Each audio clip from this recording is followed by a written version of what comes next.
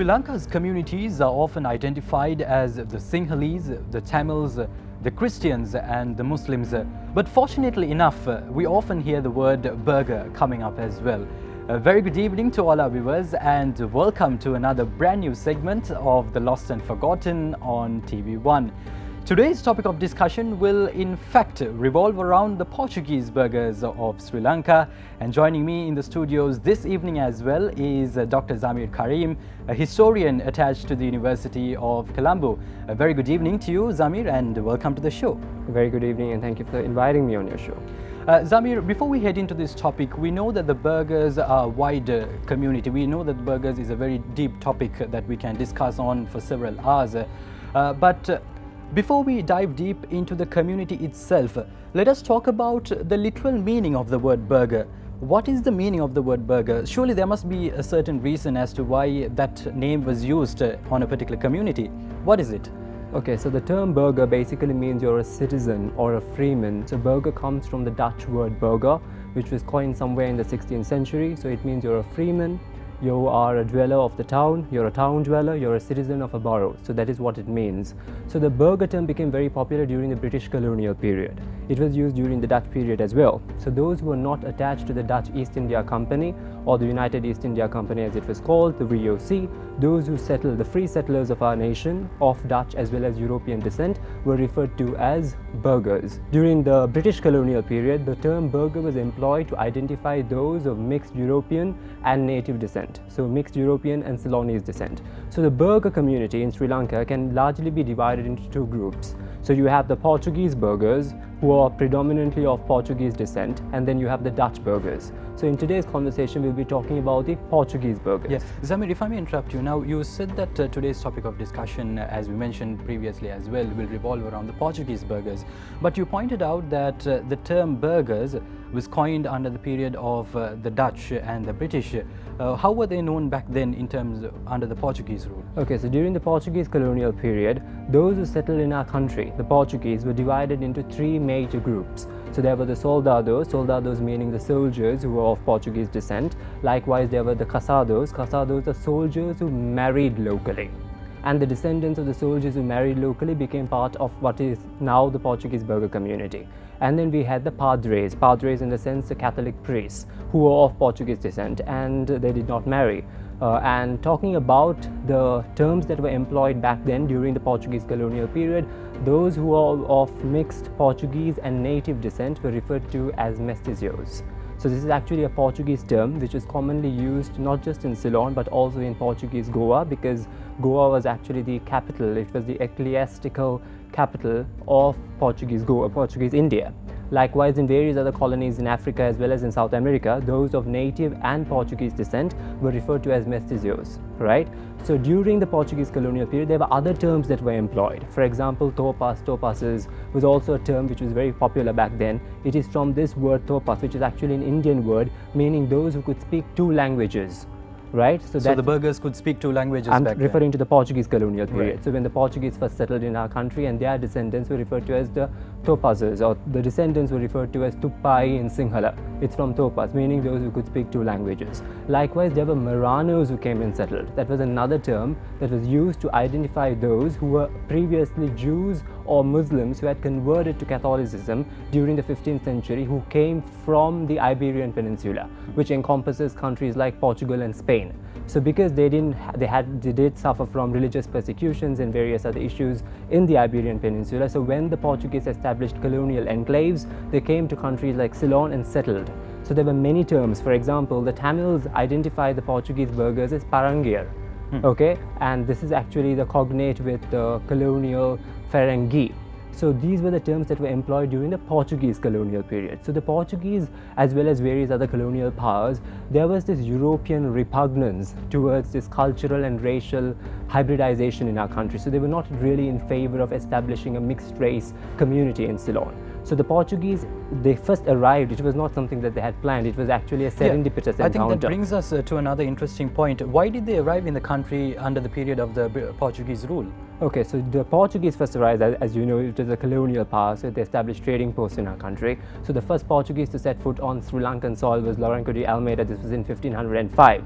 But as I mentioned earlier, it was a serendipitous encounter. This was not something that was destined to happen. So he came to Ceylon, and it was after some years that the Portuguese established trading posts, especially in the entrepôts of our island. And then later, during the Corte Rajdhani, the Corte Kingdom, that's when the Portuguese took control over the trade. And then Don Juan Dharmapala, who was one of the Sri Lankan kings, it was during his reign that the Portuguese established their strongholds and they controlled the maritime provinces of our country. So trading was the prominent stronghold of the Burghers here in Sri Lanka? The Burghers were formed during the settlement of the Portuguese. So as a result of consensual and non-consensual relationships with the natives of our island, there was a community formed during the Portuguese colonial period who were of mixed Ceylonese as well as the Portuguese descent, and those people were referred to as the mestizos, as well as they were referred by various other terms. The casados were the soldiers who had married the Sri Lankans, and their descendants were also referred to as the mestizos. So they were all part of the Portuguese Burgher community as we call today, but back then they were known by various terms. They were the Luso-Asians, or those who were of Portuguese and Ceylonese descent. Likewise, there were many who came from Goa, which was actually, as I mentioned earlier, the ecclesiastical capital of Portuguese India was Goa. So from Goa, there were many who came and settled in our country as well. So did the Portuguese get involved in other activities apart from trading, which you said was their stronghold? They were a colonizing power, so they did control the trade as well as the foreign affairs and various other things. They were involved in bringing even slaves from various African colonies were brought to our country. The Kafirs, though it's a pejorative term to identify those of African descent, they were brought to this country, and the Portuguese Burghers as well as the Kafirs, they are the two communities that still speak the Portuguese Creole, which is actually a language endemic to our country because it's a Sri Lankan Portuguese Creole. That is how it is referred to as. Right. So it's a combination of Sinhala Tamil as well as a lot of Portuguese words. So these are the two major communities that still speak Portuguese even Creole as you speak present. At present It's a pidgin that is spoken by both these communities, and their settlements are mainly along the coast, mainly in the maritime provinces. You'll find a lot of Portuguese Burghers living in places such as Batticaloa, in Trincomalee, in Acaraipatri, in Ampara, in those areas. Those were the areas where they settled.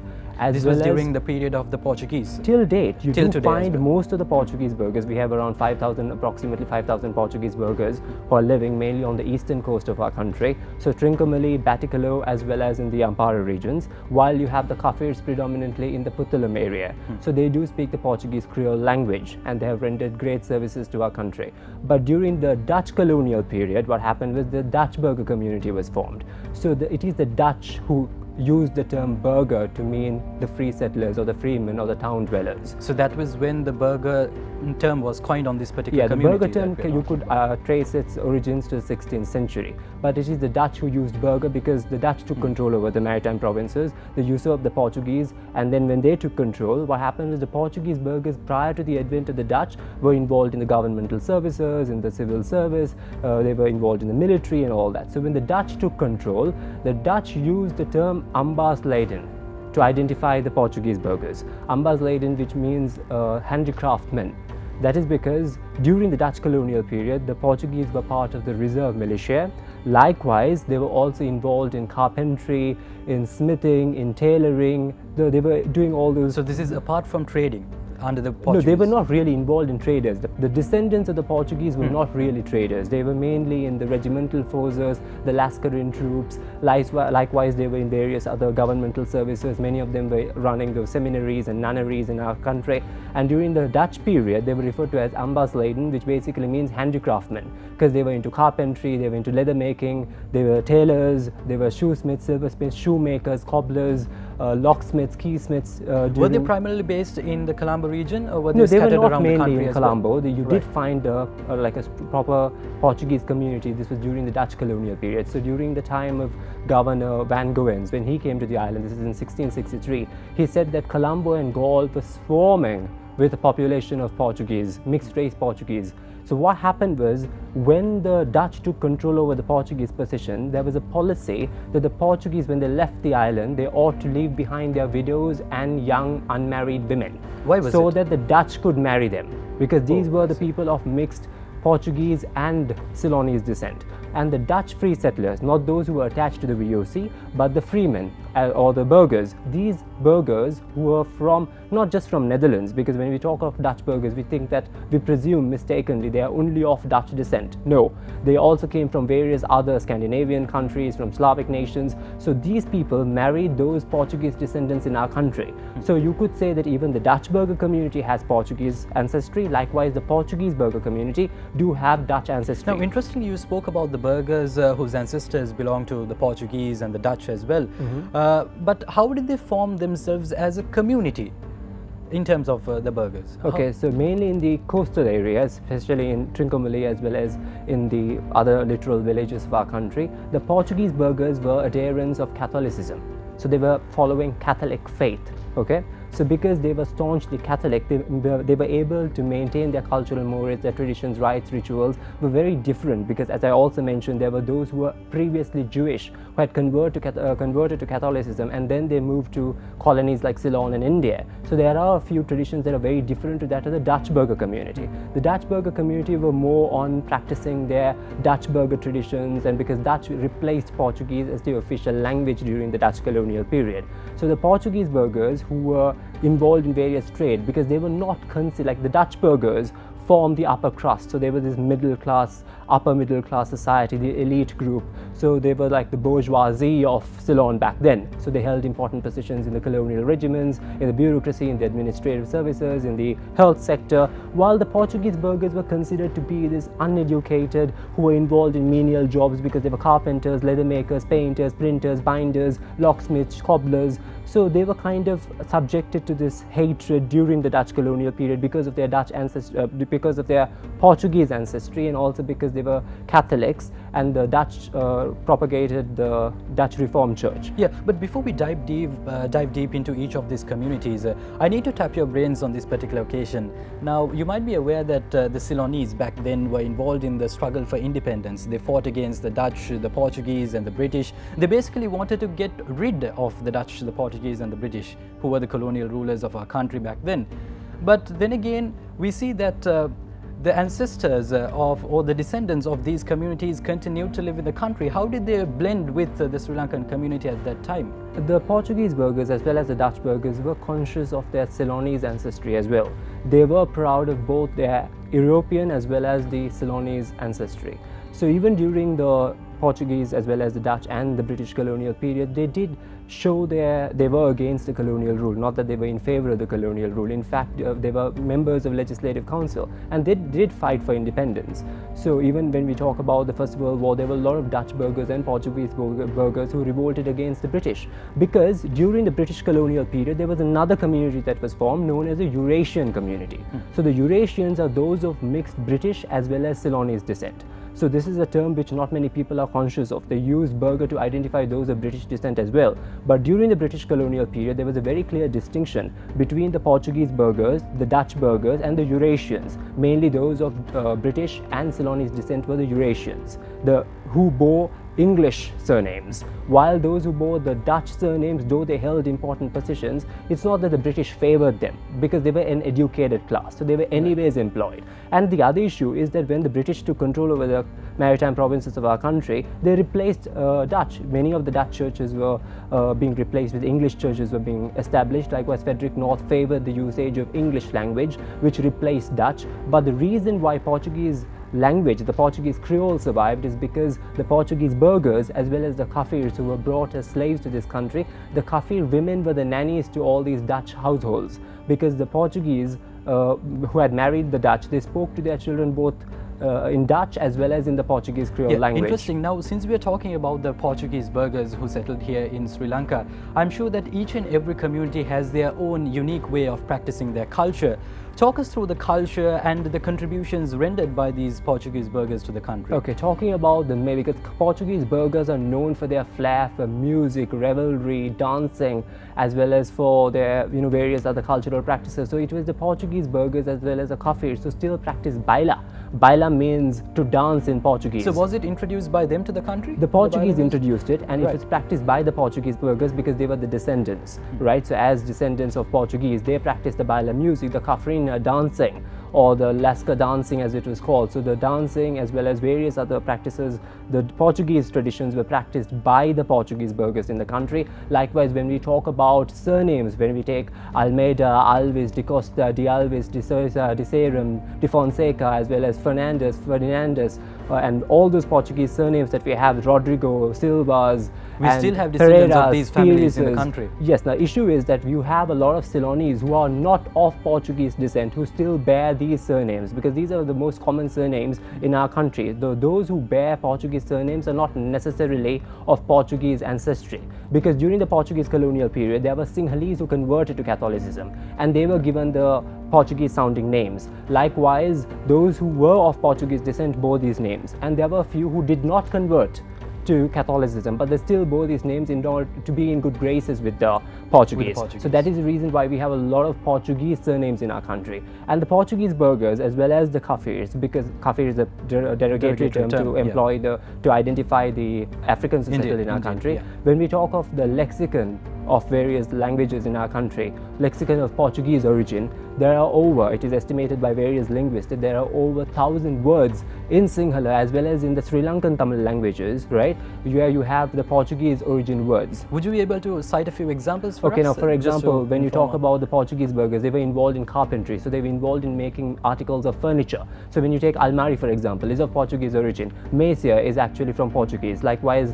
the chair, right, chair in Tamil is referred to as kadire. You go to Tamil Nadu and say that what is kadire, they won't understand, because it's usually in Tamil Nadu, kadire is referred to as natkali, right? So the janel and all these terms are of Portuguese origin. And because the Portuguese burghers were also into tailoring clothes, now let's take kamisa, which is actually the shirt in Sinhala, kalisama, which is the trouser, likewise the lehensia, which is the handkerchief, alpaneti, which is the safety pin, likewise the saya, which is the skirt. So all these terms are of Portuguese origin. So these terms have survived, and even when we talk about the kitchen, you know, in Tamil language, you identify kitchen as samayalare or adapangare, but in Sri Lanka it's called kusini.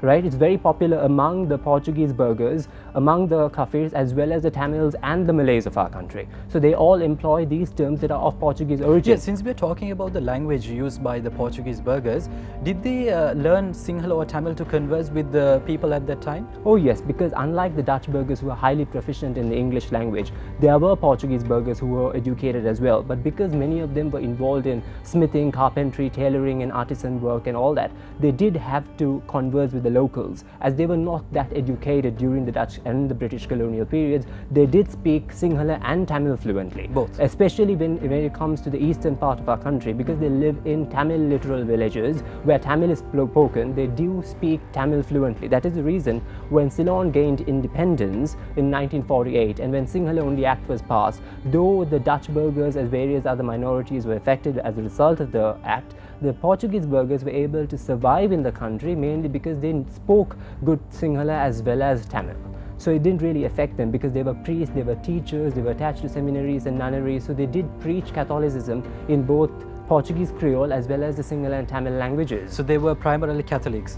They were primarily Catholics. And their practices did not differ from the Christian community that existed during in the Dutch colonial period. There were the Dutch burghers, the Dutch who married the Portuguese. So they kind of had this assimilation, and then there was this combination of various cultures, because Portuguese burghers do not bear only Portuguese surnames. There are Dutch burgher surnames that are also borne by the Portuguese, like the Otskorn and the Hendrik are Dutch burgher surnames that are also borne by the Portuguese. So not every surname of a Portuguese burgher is actually of Portuguese or Iberian origin. So there were many cultural influences, and talking about the Portuguese burghers who have left an indelible mark on the history of our country. Now during the Portuguese colonial period, there was an island in the northern peninsula which was referred to as Dona Clara. Right, so terms like Don and Dona meaning master and mistress, lady. Now Don Stephen Senanayake, Prime Minister. So there were many prefixes and suffixes of Portuguese origin which were used by the Ceylonese. But talking about the Don Clara Island, it was the Annalay Thievel, which is in Jaffna, was formerly called as Dona Clara during the Portuguese period. And during the Dutch colonial period, it was referred to as Rotterdam. So according to Mr. B.T.K. Saltin, who was a historian, so he had visited the area a long time back, and even according to the anecdote which was related to me by my own grandfather, what my grandfather said was when he went to the Jaffna Peninsula in the 1950s, there was this popular legend back then, I'm not sure whether it's still popular, that Dona Clara was in fact a mistress to one of the most prominent Portuguese officials in our country. So the island was like a floating brothel. So the island was full of mistresses, dancing girls, nautch girls and masseurs back then. So the Portuguese as well as the Dutch officials used to visit the island. So the island was frequented by Dutch and Portuguese officials back then. And there was a Dutch explorer as well as a minister who visited the island in the 17th century, Philippus Baldius. And in his account, he writes that the island was referred to as Dona Clara, and the lady was a corpulent lady, tall in stature, and she was not really good looking. But the lady's chair was there at the time of his visit. This was after many years after her demise. So she was so corpulent, she was fat, that the chair could accommodate 2 ordinary persons. So that's how large the chair was. And that's really interesting. And then talking about the Kandy kingdom, there was this king called Veera Parakrama Narendra Singha, who was the last Sinhalese king of our country. His Mahadikar, or the prime minister, was a man of European descent. He is popularly known as Dascon. His actual name was Pedro de Gascon. So during his reign, Pedro de Gascon was a man of mixed French and Portuguese descent. So he held the position of Mahadikar. And then Veera Parakrama Narendra Singha's predecessor, his father, Vimla Dharmasuri II, during his reign, Catholicism was practiced by a few in the Kandyan kingdom, and he allowed Joseph Vaz to establish churches. But did they have any unique practices that were unique to this particular community in the country? Besides the faith, they did have those dancing and their music and baila and various other practices, which was very different to that of the Dutch burghers as well as the Eurasians. How does it differ from the Dutch because burghers? The Dutch burghers were more reticent, and they were highly eloquent in English, and they were considered to be this very posh community compared to the Portuguese burghers, who were loud, just like the Latinos who live in South America. So they're very loud, they're very blunt, very vocal, very cheerful, very cheerful. They're known for their women vigor, conviviality and camaraderie with all communities. So they were this very ecstatic, highly enthusiastic kind of group of people, very friendly as well, and they continue to live in our country, especially in the coastal regions. And talking about another famous Portuguese burgher, or you can say that a person of Portuguese descent, was Lavinia. Lavinia, the lover of Sir Thomas Maitland, who was the second British governor. So Mount Lavinia is named after Lavinia, who was actually of Portuguese descent. So the Lavinia was in love with the second governor, and he built a Mount Lavinia Hotel, which was formerly the residence of the governor, so that Lavinia could meet him. And their trysts. So was that name dedicated to this particular? Yeah, because Lavinia was the name of this Portuguese mixed-race girl who lived in the area. It was a hamlet which was named after her. In fact, you'd still have I have not seen the place, but there is apparently a tunnel that connects Lavinia's well to the hotel. Right. So I don't know whether it's still there, but it was through this tunnel that she used to creep into the tunnel and meet the governor every night. And the governor never married, and he was later posted to Malta, and that's where he died, I believe. Zameer, since we're talking about the cultures, now you pointed out some interesting facts.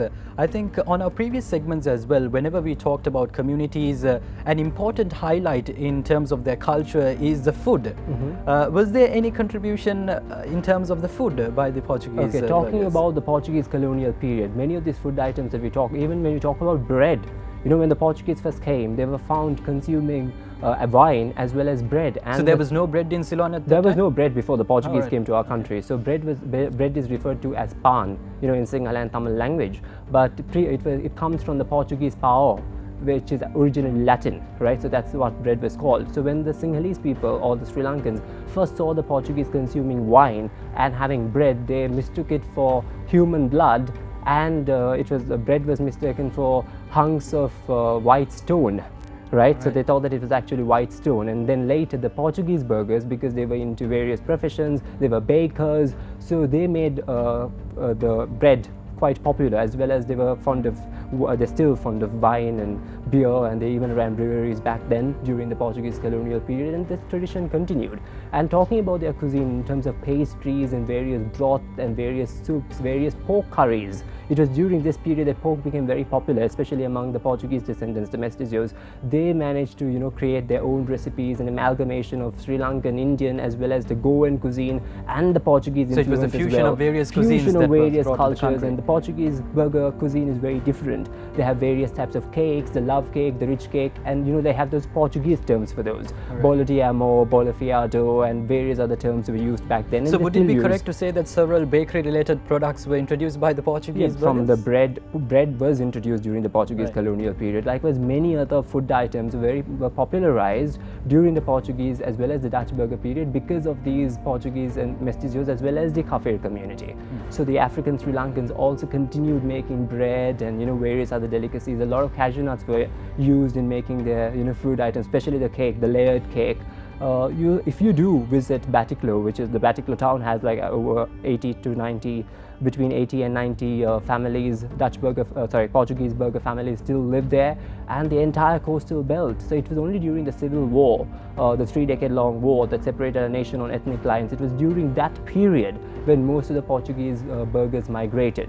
So they continue to live. There are around 5,000 burgers. It is in fact quite saddening to note that at the time of British advent in 1796, according to the writings of James Cordiner, Reverend James Cordiner, there were around 5,000 Portuguese descendants living in Ceylon at the time of British conquest in 1796.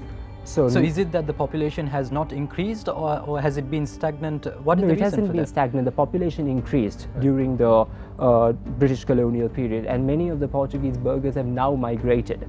And then as a result of intermarriages and cultural assimilation and acculturation, what has happened is most of the Portuguese burghers now identify as Sri Lankan Tamil, because they live in those Tamil areas and Tamil villages. So many of them have converted, some have migrated.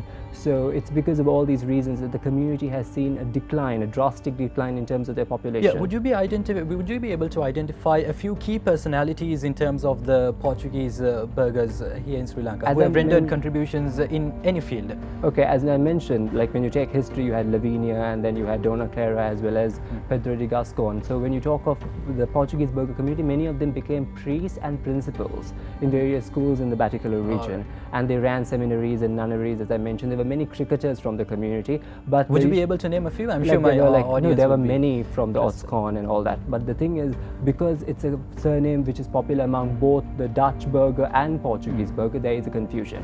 Talking about the most known personality as of now, I would say is Mr. Elroy Fernandez, who was actually he was a famous musician. I think he still practices music. His daughter, Jacqueline Fernandez, the renowned Bollywood actress, so she is of Portuguese descent. Her father is from the eastern part of our country. So Elroy Fernandez is a musician. He went to Bahrain, and their daughter, Jacqueline Fernandez, is known to be one of the most beautiful women in the subcontinent, if not in the world. So interesting, Zameer. Talking about the population once again, since we are running out of time, how has the population and the culture and the practices of the Portuguese burgers changed with time? Do you think that they are practiced still in the country? There is a Portuguese burger union as well. There is a Dutch burger union which is in Colombo, but the Portuguese burgers have their union in Batticaloa town, San Sebastian Street. That's where they have their union. They do meet, they have their annual gatherings and weekly gatherings at various churches that are still run by the Portuguese burgers. Phenotypically, most of the people have lost their European phenotype, like the lighter skin and the heavier physique and stuff. That is because they have married with due other as a communities. result of intermarriages and stuff. It's quite difficult to distinguish them from the rest of the population as a result of frequent intermarriages in the past. But as of now, they still continue. But in terms of their population, according to the book Peoples of Sri Lanka, the population is said to be around 4,888, and it is estimated there are approximately 5,000 burgers, mainly in Batticaloa, in Trincomalee, in Akarepat, 5,000 burgers, areas. just the Portuguese The burgers? Portuguese burgers, Just not the Dutch burgers. The Portuguese burgers, they number 5,000. Mainly on the eastern coast of our country, as well as there are around 80 Kafir families, though it's a derogatory term. The African Sri Lankans, there are around 80 families, mainly in Puttalam. These two are the only communities that still speak Portuguese Creole. Obviously, their forebears spoke better version of the language, though it is Pidgin. They spoke it fluently, but the current generation, they don't usually speak Portuguese Creole. So do you think that this language is at a threat of it is on the brink of extinction? Yes, yeah? because it might go extinct mainly as a result, because when it comes to schools, the language that they speak at school, or even at home nowadays, they speak Tamil and Sinhala. So as a result of it, the Portuguese Creole language is facing the threat of extinction, and it might go extinct if there is necessary steps taken. We certainly hope that it doesn't. It doesn't, because there has to be a lot of research done, because even when we talk about the Sri Lankan Sinhala and Tamil languages, there are many words of Portuguese origin. So there has to be a lot of linguistic studies performed in order to retain the knowledge of Portuguese language in our country, and especially to promote Portuguese Creole, because raising awareness on this dying language is important and it is crucial. It's timely and relevant. Indeed, indeed. Thank you very much, Dr. Zameer, for appearing on this evening's episode of The Lost and Forgotten, where we discussed several facts surrounding the Portuguese Burghers who settled here in Sri Lanka. Thank you very much once again. We will be back with another interesting segment on our show that's coming your way next Friday at 9:30 p.m. on TV1. Until next time, have yourselves a wonderful week ahead. Take care, stay safe, and God bless.